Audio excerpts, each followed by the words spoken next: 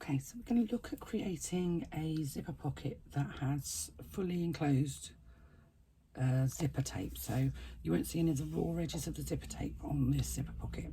So you're going to need some slightly different pieces than that are cut in the pattern. So I'll give you the measurements for what you're going to need. You're going to need a zipper facing panel that's going to be cut from your lining fabric, and that's going to be 9 inches by 2 inches. It's going to be interfaced ideally with a non-woven interfacing. If you don't have any non-woven interfacing, woven is fine, but ideally a non-woven interfacing. You're going to have 2 pocket lining panels. These are 9 inches by 5 inches, and they're made from your lining fabric. You're going to have 2 of those, and they both have a woven fusible interfacing on the reverse. Now, on your facing, this is a zipper facing panel. It will always be called a zipper facing panel. I won't change the name of it. On the reverse of your zipper facing panel, as I say, I'm using a non-woven fusible interfacing, and I've made a line that goes from one end to the other centrally, so it's 1 inch from either the top or the bottom, because this is 2 inches high. Then I've put another line 1/8 of an inch either side to create a sort of a 1/4 inch gap, if you like. I've marked a line 1 inch from each end, which will give me a measurement in the middle, which is 7 inches by 1/4 of an inch. Now I'm actually using a slightly smaller aperture than that's in the pattern, because I'm using a size 3 zipper, and I don't want lots of the zipper tape to show. I like just the zipper teeth showing. I've made my aperture 1/4 of an inch wide, 1/4 of an inch high, as opposed to 3/8 of an inch high. So I'm going to fold this in half so that I basically have got a centre mark on it. I'm going to take my lining panel, so this is the one that hasn't got the card slots on. I'm going to fold that in half also to find my centre mark. It's just got a light crease there. And I'm going to find my ruler, because I'm going to position this right sides together with the lining panel 1/2 inch from the top edge. I'm going to make sure it's central, lining it up. So I'm lining up the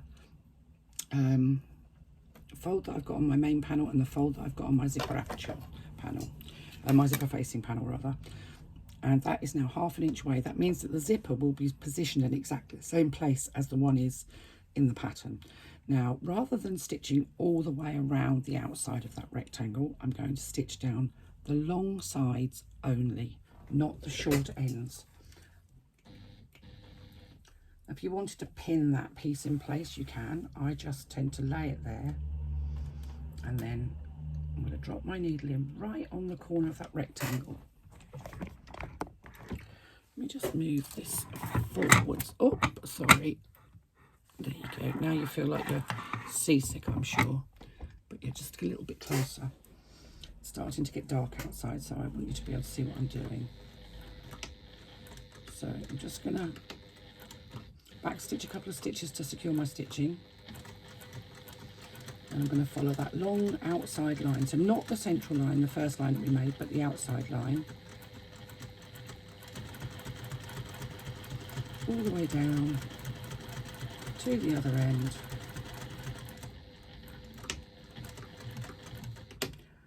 Stitch a couple of times. So I've literally just gone from one end to the other. I'm going to do exactly the same on the bottom line.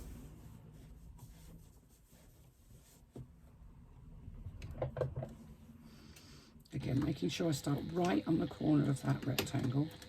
Back stitching a couple of times.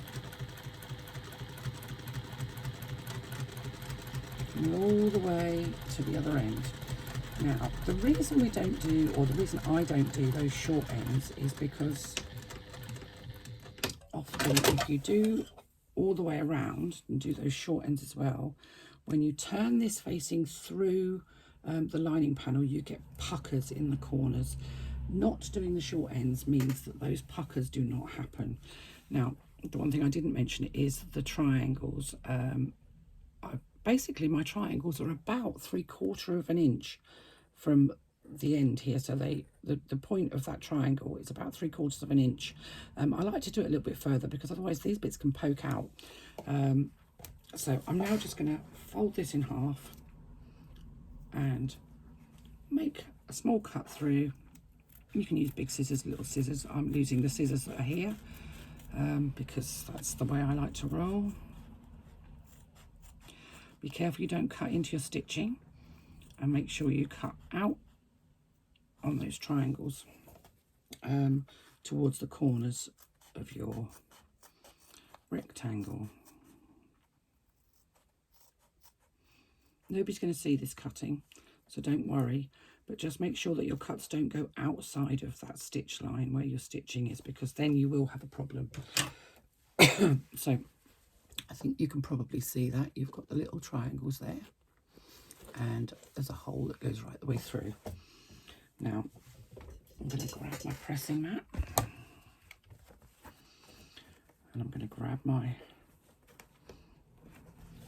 iron, and I just like to sort of press those, fold those over, the facing over, and press it to start with.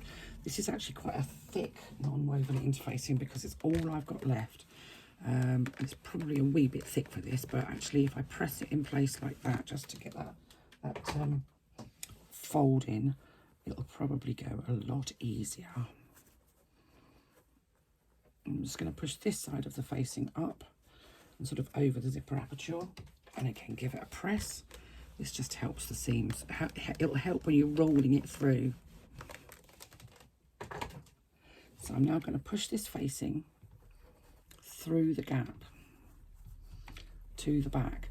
So you're effectively doing exactly what's done in the pattern, except for the piece of fabric that you're pushing through to the back in the pattern is a lot bigger. It actually becomes the pocket lining, whereas this does not become the pocket lining. So you've pushed it through to the back, and you can see it's all kind of all over the place. What I need to do is roll that edge of that seam so that the seam sits right on the edge of my zipper aperture, and I'm going to do that all along one side. And once I've got that where I like it, where I think it sits nicely, I'm going to take my iron and press that in place.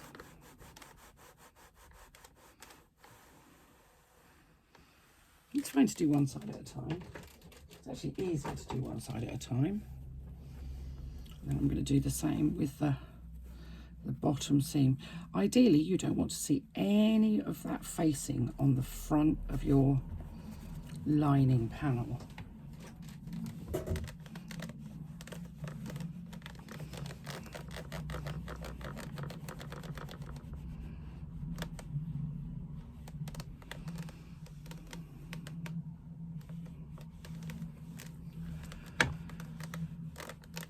Make sure your corners are nicely pressed so that they sit nice and square. So you've got a really sharp rectangle, and that's what you should have, is a nice sharp rectangle. And I'm really happy with that. I'm going to pop that out of the way because I don't need that bit just at the moment. So the next thing we're going to do is we're going to take our zipper. Now my zipper is longer than I need it to be. I tend to buy longer zippers, then I can cut them down. And I'm going to take my lining panel. So I'm going to lay one of my lining panels right side up on the table. I'm going to take my zipper and I'm going to lay that right side up across the top edge. Now obviously my zipper is a little bit longer than my lining panel. That's not a problem. I can trim that off afterwards. And I'm going to stitch that in place using a scant 1/4 inch seam allowance. Scant 1/4 inch is just less than 1/4 inch. Now if you want to clip it or pin it or anything like that, you can do. I never do. I just position it and sew.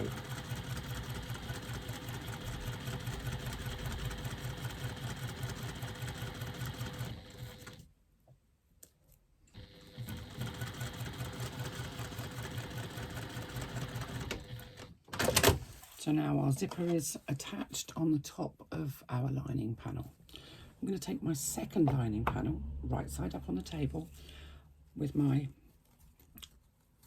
first one. I'm going to pull it out from underneath that pocket lining again, and I'm going to lay it right side up so that the zipper pull is on the top onto that second lining panel. I'm going to make sure that the sides match.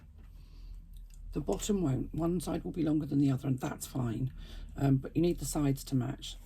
And then I'm going to stitch again along the top here to attach that zipper to that second lining panel using the scant 1/4 inch seam allowance, so just shy of 1/4 inch.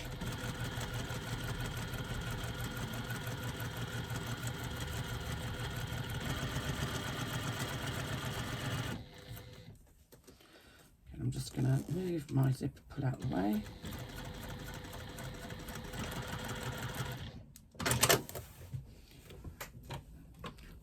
My pressing mat. I'm going to open this up, and you can see now our zipper is fully installed in the middle of these two panels.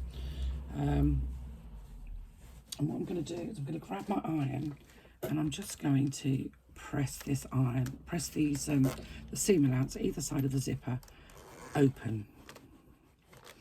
And you can press a nylon zipper without any problems at all. It won't melt. Well, it would if you left the iron on it for an hour, but generally speaking they don't melt. If however you're using a metal zipper, do be careful that you don't just go and put your hand on it, because you will get third degree burns. They hold the heat. Turn it over and give it a press on the other side as well, because this is the side that will be seen inside of the pocket. You sometimes get a little kind of extra bit of fabric there, and you don't want that inside of the pocket. You want a really tidy, neat looking pocket. So just make sure that there's no sort of extra gathers inside.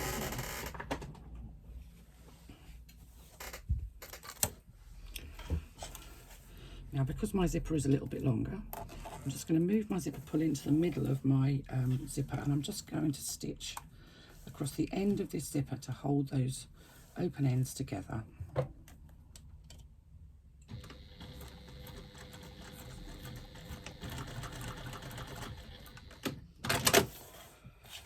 So with my zipper panels laying so that the actual lining panels are right side down, but the zipper pull is on the top here. My zipper pull is it needs to be closing to the left.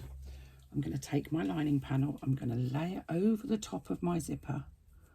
Make sure it's positioned centrally so you've got about the same amount on either side there.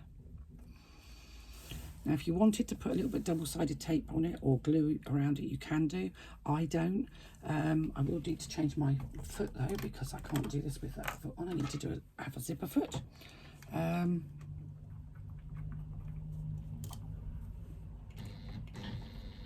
You need your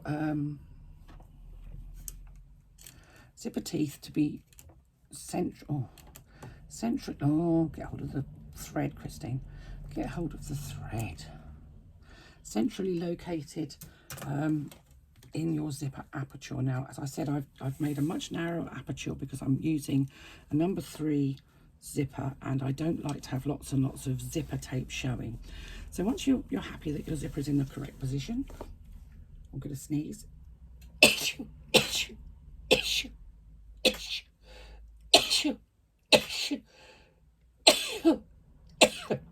Oh my goodness, excuse me. You can start your top stitching. Now, I like to leave a long thread on the top and the bottom because I like to bury my threads. I know this is an inside pocket, but you know, who is the person that looks at the inside of a bag most? The bag owner. Do you really want to see back stitching all over the place? No, make it look as good as you possibly can. So bury the threads, even on something that's sort of fairly quick and easy. And this pouch isn't a difficult one to make. This little wristlet isn't difficult. It's still worth just making the effort.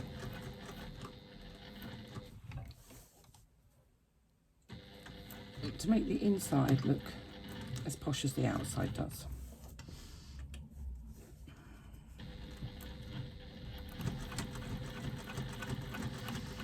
So coming back along the bottom.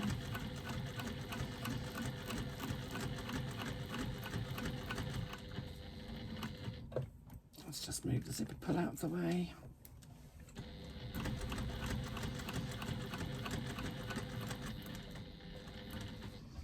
Pivot at the end.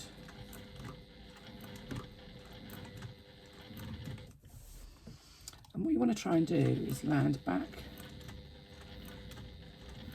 in the last hole, in the first hole that you made. I've missed it slightly, but that's fine. What I can do is just pull that last stitch out, because that's fine. And I'm going to take the 2 threads from the top, so that's the thread that I had at the beginning and the thread that I have at the end of my stitching, and I'm going to pop it in so that there's no space between those stitches. I've got my threads from the bobbin from behind, and I'm going to take all of those threads and I'm going to tie them off. It means there'll be no obvious start or stop to your stitching, and this little bit of tying off will be right inside at the top end of your zipper. Nobody is going to see it. So there we have our pocket lining sitting there nicely. So I'm going to bring the top pocket lining down over the bottom pocket lining, and you can see there that one of them is longer than the other, and that's exactly how you would expect it to be, because we are allowing for the width of the zipper. And I don't appear to have my big scissors over here, so I'm going to use my little tiny ones to trim that excess off. You don't need it.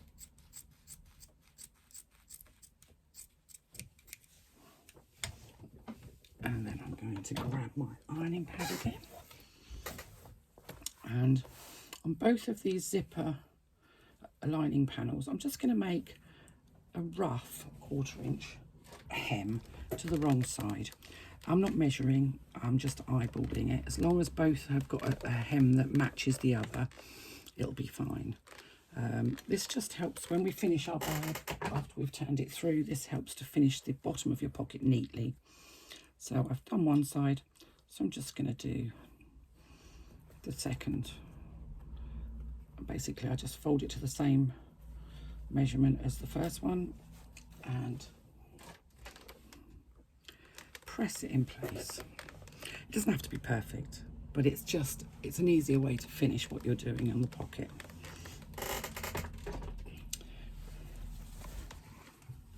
So you can see there we have the bottom of the 2 pocket linings have both got that folded hem on them. So I'm going to turn my panel right side over again, and I'm just going to change my foot.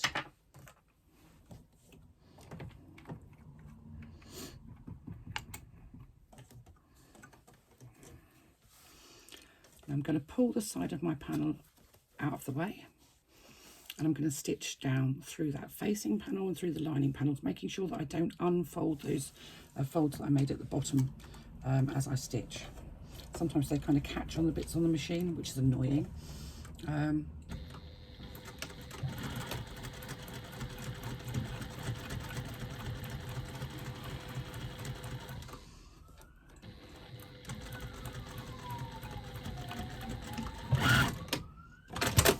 then I'm going to do exactly the same on the other side. So I'm just going to pull the lining away.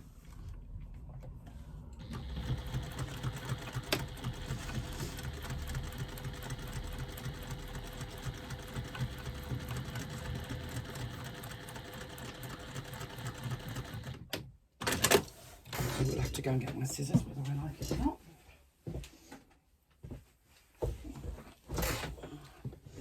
And now we're just going to trim off any excess that we've got, either of zipper or what have you, and I'm just trimming it down to approximately half. I've used a 3/8 of an inch seam allowance, so I'm just allowing there to be a little bit of fabric outside of the seams, but we don't need any extra bulk in there. And there we have a completed zipper pocket. Now the one thing I will say now, open the zipper pocket, and your zipper pocket has a hole at the bottom. So now we're going to look at construction, assuming I can find my zipper. So I'm just going to grab some coffee and I'll be back with construction.